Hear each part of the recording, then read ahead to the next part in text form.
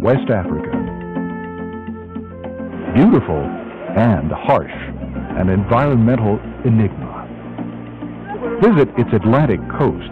It often seems a tropical paradise, where the sea provides for all.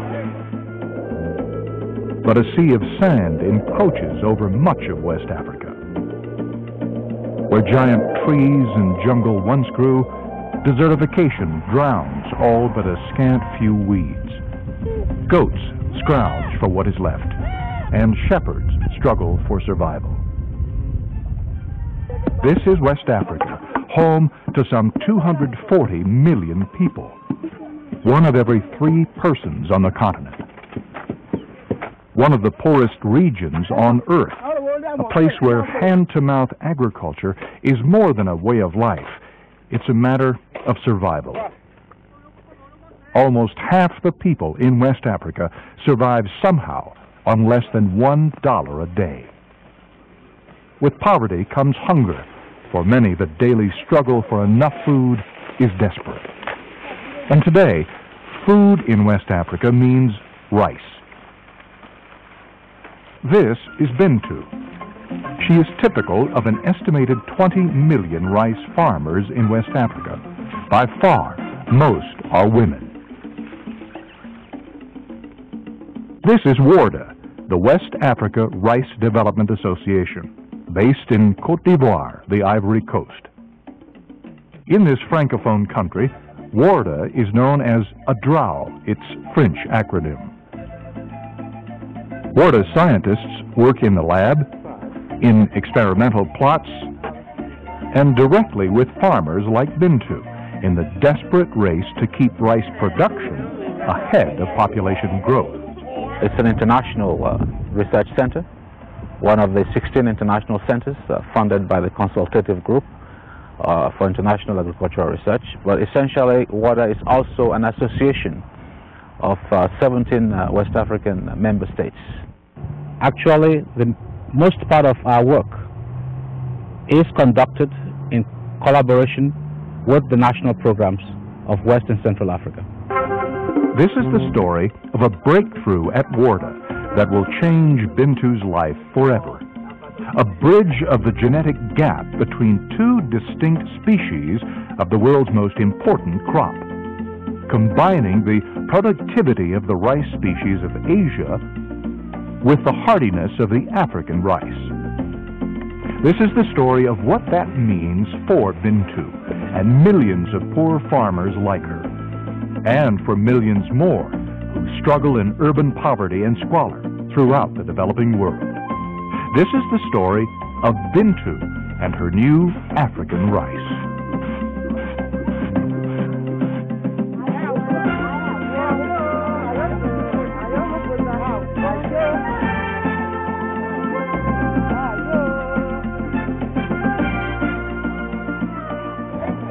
Nowhere in the world is demand for rice growing faster than in West Africa.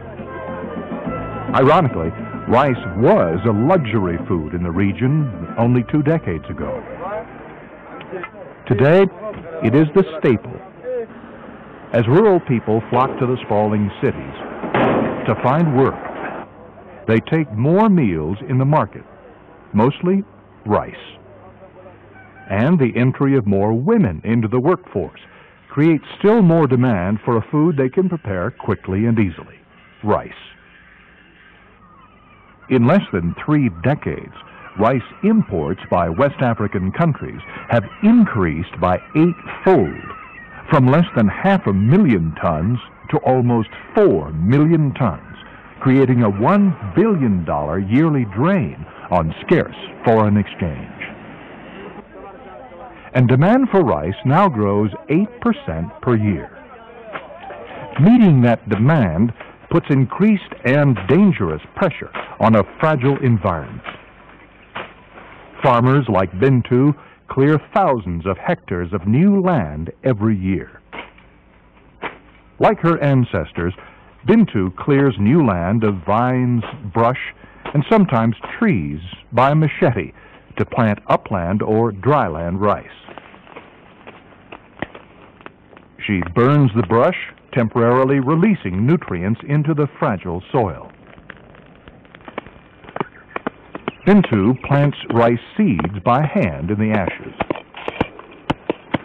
She harvests the crop by hand as well, with whatever help she can find. Nice.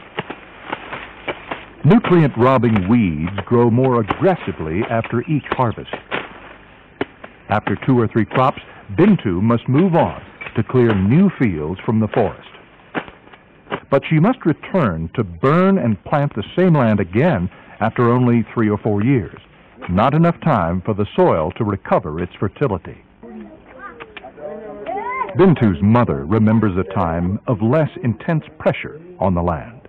When I was young, like my mother and her mother, we cleared the land, grew 2 crops of rice, then let the land rest for 10 years or more. Bintu does not have that option. Too many mouths must be fed. Her village, like villages across West Africa, is growing by an incredible 3% per year, not only because more babies are born, but also because the elderly, like Bintu's mother, live longer. Too many people, not enough land, not enough food. This land has been cleared from forest fallow during the dry season by slash and burn. Farmers rely on these periods of forest fallow between crops in order to restore soil fertility and to prevent the growth of weeds. Studies have shown that on farmers' fields where land has been cleared from short fallows, weed growth has increased by up to 70%, while at the same time, yields have declined by around 40%. And what we found is that weeding is the most time-intensive activity in rice production. It takes up 30 to 40% of all time involved in the crop, which roughly translates to about 40 to 50 days per hectare per rice crop. Bintu cannot stay ahead of the weeds and doesn't have the money to hire outside labor. So, after only 1 or 2 rice harvests, she moves on to clear and burn ever more forest land. The type of rice that Bintu plants shackles her to this low-producing, vicious cycle of ecological destruction. Bintu cannot grow the new high-yielding rice varieties that have revolutionized production in Asia because they don't compete well with weeds or tolerate drought and local pests. Instead, she grows a tall variety introduced to Africa from Asia 4 centuries ago. The scientific name of the Asian species is Oryza sativa.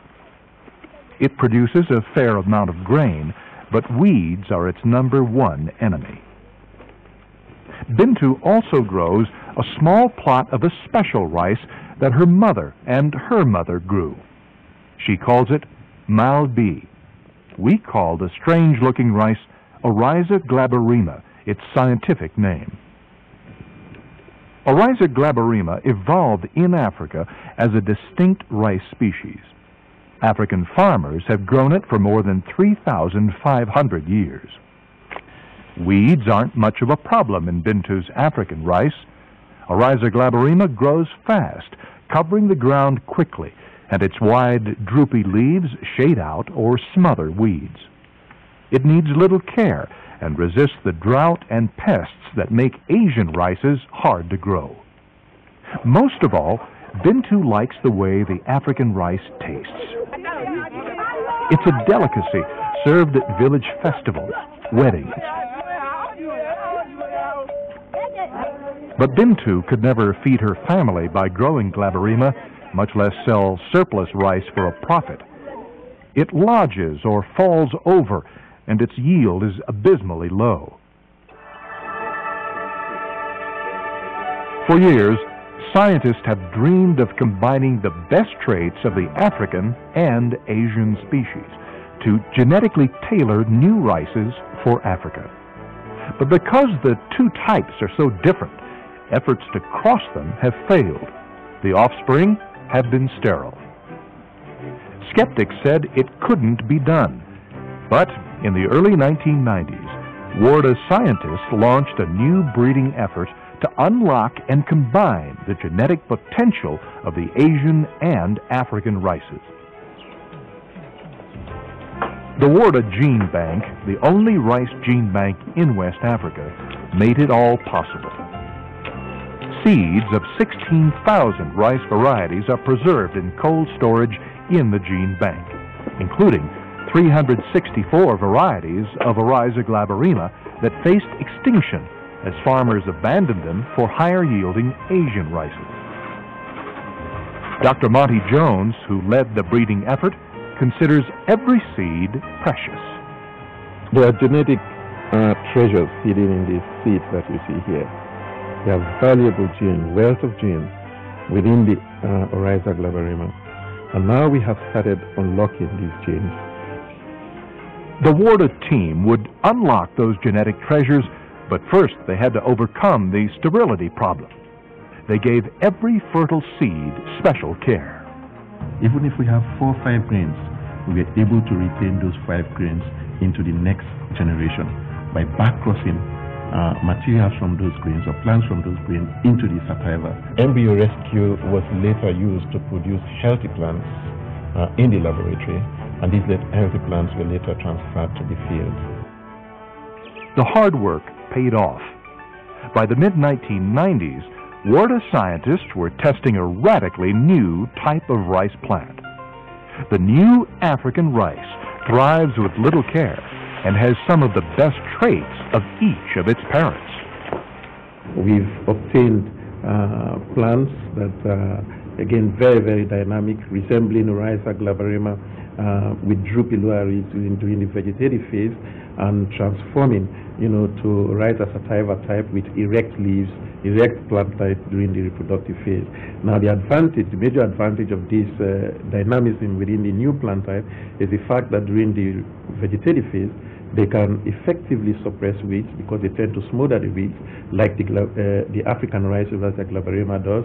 And in the reproductive stage, with their erect plant type, it allows for efficient solar energy utilization of these plants, and therefore eventually high yield potential.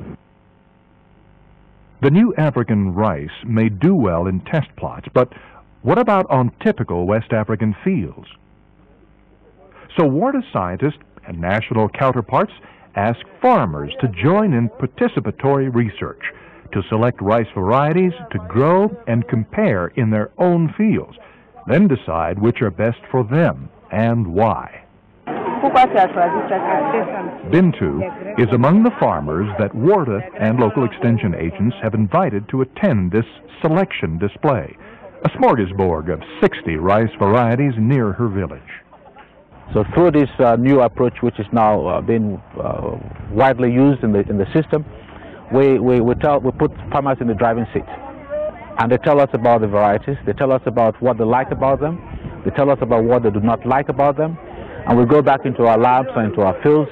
We plug the information into the system, and this is basically why we have been very successful within a short time in having these materials out in farmers' fields, and farmers themselves already adopting and planting them in their fields. The participatory research approach started in Côte d'Ivoire and is spreading across West Africa. Yield is not the only factor. Warda scientists also ask farmers how easy the rices are prepared, how they taste. Next stage of this evaluation is to look at the grain quality aspect of these varieties. And because women are the ones who are in charge of processing of these varieties, we ask women to comment on the easiness of pounding these varieties using the traditional hand pounding technique, and also on the grain quality aspects of these varieties in terms of the number of brokens, the color of the grain, etc. And women are also asked to comment on the cooking qualities of these varieties, how well these varieties, how tender these varieties are, how sweet they taste, the color of the grain. Bintu grew 5 new rice varieties on her farm. One was the new African rice, which reminds her of her small patch of the rugged African rice she calls Malbi. What does the new African rice mean to Bintu? To Bintu, it really means a lot. It will cut down on Bintu's weeding. It will get more rice into the plates, not only for Bintu, but for Bintu, her husband, and the children, and uncles and sisters and aunties that will visit Bintu. For over 3,500 years, farmers like Bintu have cultivated the African rice. And see the problem with this rice. Lots of grain shattering. Even just standing here, you see the grain shatters very easily. Then we brought the Asian rice to these farmers, and the Asian rice have got the ability to retain the grains. So there's very minimal shattering with the Asian rice. And this is the new... The new African rice has inherited the best traits from both parents. You notice that the panicles are longer, and this rice have got the ability to retain the grains like the Asian rice. So we've doubled the yields for farmers like Bintu. A change in the structure of the panicles or grain heads also makes the new African rice yield more. Main branches from the African species hold only a single grain directly. But main branches of the Asian rices produce several forks, each holding 3 or 4 grains. The new African rice inherited the forked branches and thus, with its longer panicles, can carry up to 400 grains. The new African rice out-yields its African and Asian parents with no fertilizer or other inputs at all. Yet, given even modest amounts of fertilizer, it produces far more than farmers ever expected. They're getting as high as 2.5 tons at low inputs, and as high as 4.5 to 5.6 with just minimum increase in fertilizer usage. So here you're talking of anything from about 50% to 250% increase in production. The Warda team wants to visit other farmers who grow the new rice, so they head into the bush. It's hard travel, far from roads, to a rice field that recently was forest. This farmer tells the extension agent that his new African rice does well in the poor soil and withstands local diseases and insects better than other rice types. But what the farmer likes most is how its wide, droopy leaves, inherited from its African parent, shade and suppress the growth of weeds. While there are weeds here within the crop, the much greater leaf area prevents the light reaching the ground, so that the weeds that there are unable to compete well with the crop. The Warda team visits another farmer who grows the new African rice. The more vigorous growth of the new rice is obvious. This farmer's neighbors are so impressed with the new African rice, the Warda team learns, they also want seeds. The new African rices also tolerate drought better than the Asian rices, vitally important for half of West Africa's farmers, who depend on fickle rainfall to nourish their rice. The new rices resist Africa's most serious pests, the African rice stem borer and gall midge, and the rice yellow mottle virus disease. Another strength is the ability of the new African rice to thrive even in highly acid soils, common in parts of West Africa. Amending soils is not possible for 2 reasons. First, the soils are so diverse. Second, the farmers are poor and they cannot afford amendments to be used at practical level. So the question of amending the soil to suit plants, really we cannot even think about it. Since poor farmers can't afford to add chemicals that will change the soil to suit the plant, Warda researchers change the plant to suit the soil, and it's working. 70% of upland rice in West Africa are cultivated in the humid forest zone. In this zone, acidity is a critical stress to increase rice production. And here in Man, we're screening over 1,000 germplasm for tolerance to acidity. The new African rice has high tolerance of acidity. It's healthy despite the highly acidic soil, while other rices are stunted, barely surviving. Rice is vital to the West African diet. So is its nutritional value. Dr. Hideo Watanabe was surprised to discover that the new African rices contain about 2% more protein than either the African or the Asian parents. So this is very important because the need for protein is critical in West Africa. This farmer, who is also a mother, told Dr. Tim Dalton of an unexpected benefit of the new African rice. Its earlier harvest, up to a month before traditional varieties, helps with her children's education. She says that with her traditional varieties, they mature after school has started, and she needs to send them to school with rice in order to pay their school fees. Now with these shorter cycle varieties, she thinks she can get them to school on time. Bintu appreciates the work that the new African rice saves in weeding. She likes its vigor and hardiness in the face of disease, drought, and insects, and the extra food it provides her family. But Warda scientists say more research is needed. We only just begun.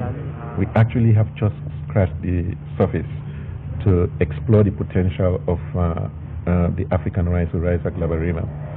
Whilst we're very encouraged with the results that we're getting, we feel that there is some fine-tuning to be done. We need to fine-tune these materials to adapt them to the savanna zones, because results so far are showing that they are doing far better in the humid forest zones.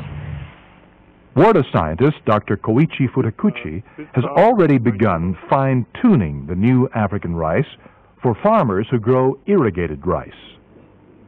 Genes determine plant traits, such as the ability to grow in harsh acid soils or the content of bodybuilding protein. Biotechnology helped scientists manipulate such genes to develop the new African rices. Dr. Susan McCouch of Cornell University in the United States is helping develop a molecular map of the new African rices, showing the location of genes that control such traits, a fast track to moving such genes through biotechnology into future varieties. We're aiming to actually understand which aspects, which genes, which portions of the chromosomes are involved in the improvement of the traits that are necessary for African farmers. And if we can do this more effectively, more cheaply, and more quickly, we will improve the ability not only of the breeders to deliver to the farmers, but we will improve the genetic opportunities that farmers have to produce food for the people on the African continent. They're reaching out to molecular biology as a way of hastening the progress that's needed in order to deliver food to hungry people throughout the world. About 20 governments, development banks, and foundations provided the financial support that made Warda's development of the new African rices possible, a development whose full benefit is yet to come.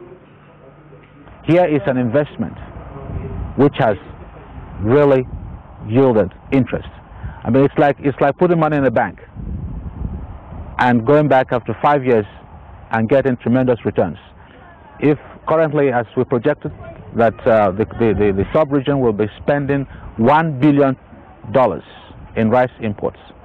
Now, if WADA was able to obtain 0.01% of that, that is $1 million. Now, that is 10% of WADA's budget, annual budget, which is at about $10 million annually. Our current expenditures on the new rice varieties, that is the breeding programs and other programs associated with it, will be costing us about $1 million annually, total expenditure, with the potential of increasing yields by about 2.5 times current yields. We can see ourselves significantly reducing imports from anything from about 200 to about $300 million annually. If I was a banker, I will certainly invest in this project because I know that the returns will be tremendous. Success of the new African rice proves the power of international cooperation, funding, and policy support. Continuation of such cooperation and sound policies are essential for the sake of future generations. We believe that we are developing materials that will serve today's world, that will serve our children, that will serve our children's children, that will improve production in the West Africa continent and beyond West Africa, beyond Africa to Asia and to Latin America. Yeah, the farmers are happy. They smile when they see you because they know that you've brought something good for them. We think that Bintu would rather like that.